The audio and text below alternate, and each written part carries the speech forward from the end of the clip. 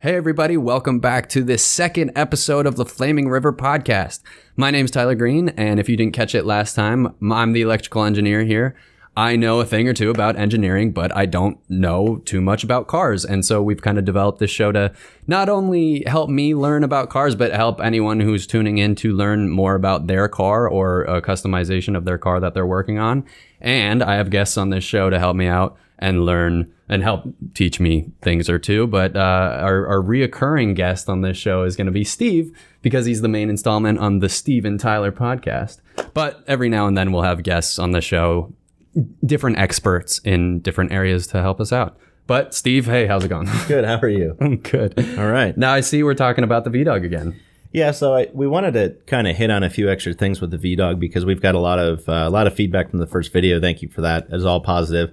A lot of customers look at the VDOG and they're still not quite sure what it does, or maybe they just don't know how to mount it or make it work with their system. So, well, and I'm just looking at the kind of display. I see we have color. We do have color. We have color. This time we brought color. That is awesome. So we have the casted version of the VDOG is actually colorable now, or customizable, I should say. Yeah, so the casted version is we'll call it our standard version that is going to be sold primarily. We wanted to kind of make it look a little nicer because the billet version is nice and shiny, and we kind of had this thought like, hey, we have a powder coating facility here, so might as well take advantage of it. Right, might as well use it. So our two standard colors are going to be the black and the blue. But that blue is gorgeous. It is. Yeah. But we actually have, I think, over 300 colors that you can choose from. So if you have an orange vehicle and you want that orange VDOG, we can powder coat it orange for you, or green, or whatever color comes to mind. So that is awesome. So there's a variable depth to the customization that this goes into. Yeah. Sweet. Okay, and then I'm also seeing probably what you were getting to is what's around this. What is this? What is this guy? A lot of the confusion or misinformation comes from how do you mount this in the system. We know how it hooks up point A to point B. We know that it goes from the column to a shaft and down to the rack and things like that. We know all of that, but it can't be free floating. So how do you make it work? Well, one of the quick solutions we came up with is, everybody has to fabricate some way to hold this. So there's a bracket or an inner fender or to keep it something that's going to hold this thing still, because it can't be moving. Right, it can't be just floating. So we custom made a pillow block mount for it, and what this does is it's actually, the diameter is the same on the billet version and the cast version around the neck, we'll call it, right? Yeah. That comes out of the articulating ball side, and it's 1 3/4 of an inch. And basically this pillow block just goes around, as you see, the neck of that, and you tighten it down with two hex head screws, and on the bottom side of that we left the holes threaded. So if you have a plate that you're going to install it against, you basically drill the two holes and then put 3/16 bolts through, and it tightens down to that plate, and then that's how you would secure the VDOG. So that can be mounted anywhere. If you wanted to bolt this through like an inner fender line or well, you could just drill two holes and just bolt it right to the car. Okay. Bolt it to a rack, bolt it to a custom bracket that you make or have made, or whatever. Basically any piece of metal. Any piece of metal that's going to support a couple of pounds, just right there.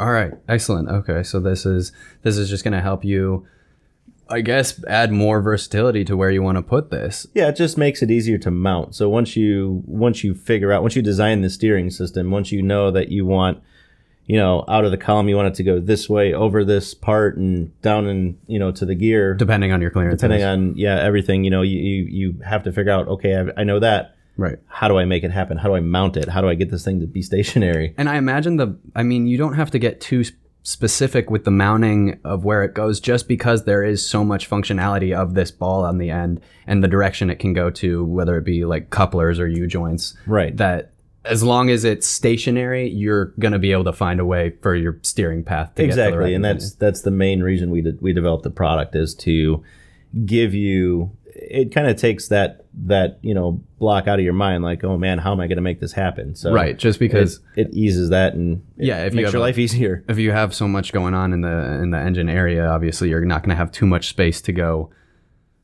through with your actual steering shaft coming out of the firewall. Right. So has anybody, I know we have that Mustang customer, right? How did they mount it again?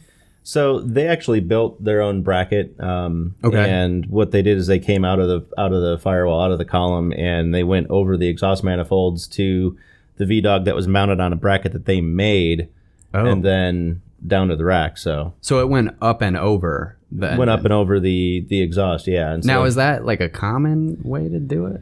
No, typically it's going to run next to the engine, kind of. If you put a different set of headers on, you're going to have to kind of find a way either through or around those. So you'll have to use multiple U-joints to make that happen. And then it's just more pieces, parts that you don't necessarily want to have, but sometimes you needed to have. But this allows you to eliminate a lot of those joints and eliminate a lot of the trouble of getting from point A to point B. So with the invention of the VDOG, you can get kind of experimental with your steering. Oh yeah, awesome! That's so cool. Yeah, you can do some neat stuff. And we have pictures of that. And if you're watching this on YouTube, we'll definitely throw those pictures behind us so you can actually check out what's going on and how they actually mounted it.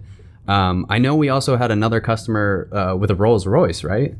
Yeah, we have a shop down the street that's actually restoring a 19, I think it's a 55 or 56 Rolls Royce. So an older one? An older one, and nobody makes parts for those anymore, so we're redoing the steering on it. We've custom designed a cradle, power steering, ring and pinion, and the VDOG, we've actually, because of the limited room we have in that old car, we're mounting the VDOG right to the actual cradle itself. Oh, okay. Oh, wow. So it's a really, really neat compact system that's going to bolt right up into the factory frame. But makes the functionality. But makes everything work, yeah. Awesome. That's cool. Gonna be, we'll put some pictures up as we get that project done and then get it back because we're making that in-house, right? And then we're bringing it over? Yeah, we designed it, engineered it, CNC'd it, everything here. Right. Tested everything, and then we're going to take it back to the shop that ordered it, and they're going to put it in the vehicle. We'll get some video, probably some pictures of that, because that's going to be and we'll pretty post wild. This stuff on Facebook, right? Yeah, Facebook.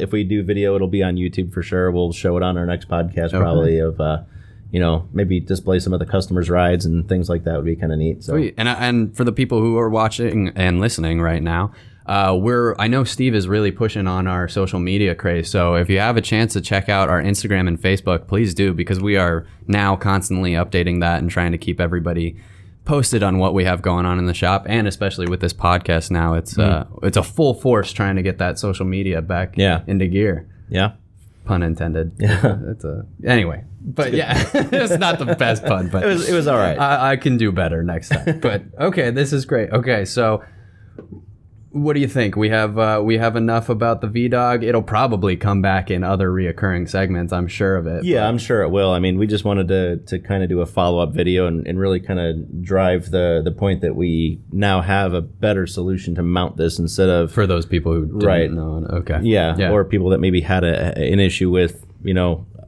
like I said, I know what I want to do, but how do I do it? Right. So... Now this just gives you a little bit easier option to mount this thing and just achieve what you want to achieve on it. So sweet. So going further down the line, next podcast episode, what are we thinking? Well, we make a lot of products. Yeah, we have a lot to talk about. We have a lot to talk about. We could probably do a couple of years worth of podcasts, but hey, let's keep it going for years. We can always get feedback from the viewers. I mean, if absolutely post to us on Facebook, we want to hear about this or see about this. But if anybody has questions out there about one of our products, we'd be happy to do a podcast on any one of our products. We'll eventually try and get to all of them. Yeah, but if anybody has a yearning desire to learn about something specific, please let us know in the comments. And we're actually working through developing a new website, and that'll have videos on most of our products as well, especially as we do these. So every product should have a video and a lot of pictures and a lot of data with it. So engineering drawings, things like that. So as much material as possible. As more than probably any other site out there, actually, in our industry anyway. So awesome. Upcoming podcasts, I think, we'll definitely talk about our bread and butter, which is our steering columns. We make many different steering columns for virtually any application. I mean, from custom roadsters to muscle cars to CJ7s and trucks and things like that. So absolutely. we have a column for just about everything out there. That can be good. So that's huge. We make our own rack and pinions, things like that. So cradles, and then we're also on the electrical side of things too. We have a lot of that's where I come into play. Yeah, that's your area. That's my main forte. Yeah, we have battery disconnects. We have timing switches. We have all this stuff to talk about. Yeah. So, yeah, one of these days, for people watching, one of these days, I will show you the knowledge that I have actually built up by school and just learning from this place. And that actually pertains to me that you probably don't know about. Yeah, it's a little out of my wheelhouse. But yeah, I'm excited to actually teach you something. But for right now, obviously, you're probably teaching me the most when it comes to cars. All right, Steve, thanks again for being on the show. This was episode 2, and everybody out there who tuned in, thank you for watching. Let us know if you have any questions, and leave them down in the comments if you have any requests of what you would want to see. But Steve, thank you. You're welcome. Thanks for having me. Thanks, everybody.